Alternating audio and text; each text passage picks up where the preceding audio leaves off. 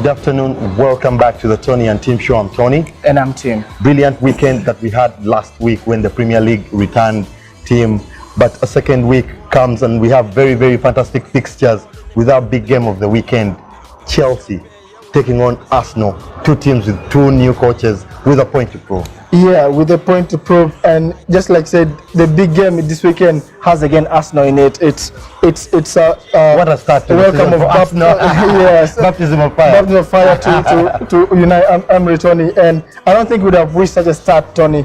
But now he has to find a way of making points. He has already lost against Man City at home, and now he's visiting the bridge with the London Derby. So it's 2 weeks in a row for Arsenal, but I don't think we shall judge them here, Tony. Very, very interesting. Of course, both managers starting that season with contrasting fortunes. Last week, Chelsea turning out with a very, very big win, 3-0 it was in that first game that they played, but Arsenal losing to Manchester City, which is a game, like you said, we definitely can't judge them on that performance because we know how good Pep's side has been. But in terms of moving on for both managers, Chelsea now coming into this game, we know that they've had some signings that we still haven't seen enough of to judge. Jorginho scored on his debut last week with a very cheeky penalty. We saw Kepa. He wasn't tested so much in the goal.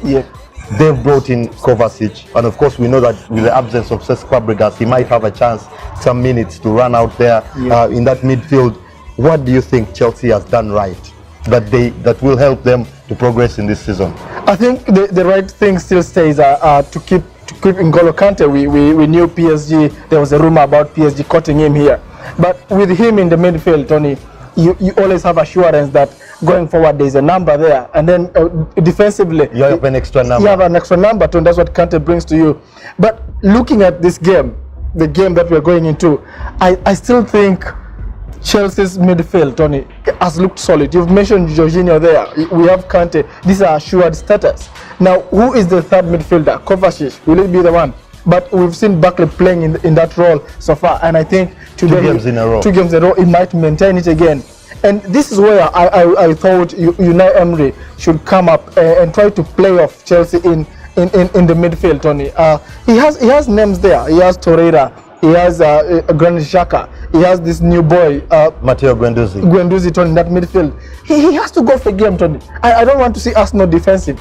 Give it a try and see what can come out of this game. A point, Tony, for Arsenal at the bridge will be a huge performance for Arsenal. Very, very big news there. Of course, we know that Hazard didn't start the first game, but we shall expect for him to be starting in this one, of course, for Chelsea. And we expect, of course, the Chelsea manager to maintain the 4-3-3 formation that he played last week, of course.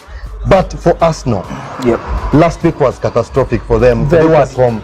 Your new manager, we expect good things. We expect a manager that will be pushing the big sides. We expect him to be showing the character that he has brought into the players against the big teams. This is when we expect to be testing him. We know that Wenger was also doing well against the lesser sides, but he was failed coming up short against the big teams. So last week he failed the test, Unai Emery.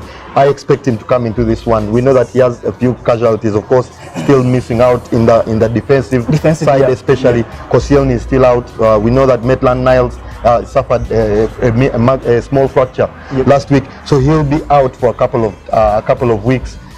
Socrates didn't have a good game at all last week against Manchester City, so we'll be hoping to see an improved performance from the Arsenal backline there. It's in goal, though, that I think that he has to take a big call and start playing Van Leno team. Yeah, Tony, he has to take a big call at goal.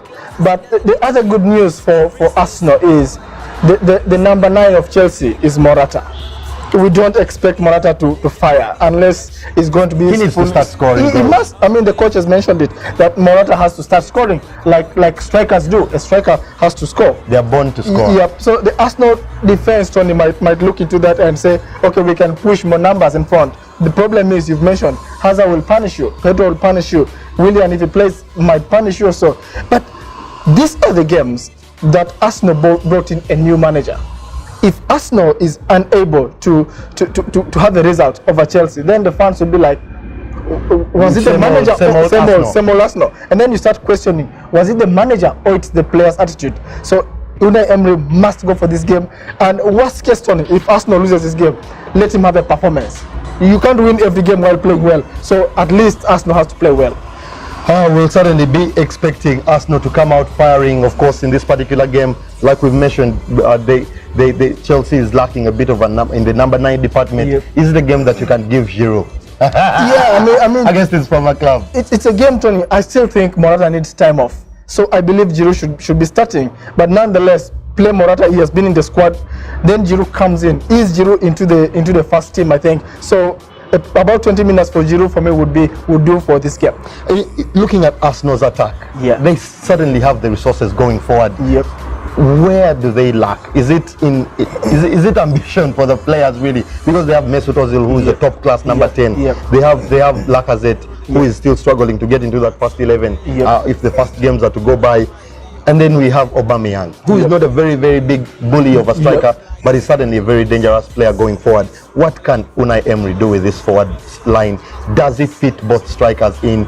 What does he have to do with this 4-2-3-1 formation? Now that is the question. What does he have to do? And for me, the first thing is to play 2 strikers. Tony, we mentioned in the last episode that the Arsenal wingers, I mean, they are not wingers, but they're being played as wingers. Ozil and Mkhitaryan. They are number 10s. They are number 10s, and we all know when they are playing, they are going to narrow in. That means there's a packed midfield. Why do you play an extra midfielder in Ramsey? Remove him and then play 2 strikers. Start Lacazette and Aubameyang. And Tony, if Unai Emery can see that in his team, I believe Chelsea will be stranded with those 2 strikers. It's not easy to mark ball. What's your prediction? I think Chelsea will win 2-1. Very big prediction there. Team actually going for the same prediction that I have. 2-1 for Chelsea there in this particular game. That game kicks off at 7:30 p.m. Don't miss it. Here, of course, East African time. Don't miss that game. It's going to be a massive derby. 2 managers with a point to prove, like we said. Very huge expectations on both, because these 2 teams are looking to get back into the Champions League next season. So this is a game that all of them will be looking to start showing the character against the big sides. Of course, that game starts, and don't miss it live. Goodbye for now. Goodbye.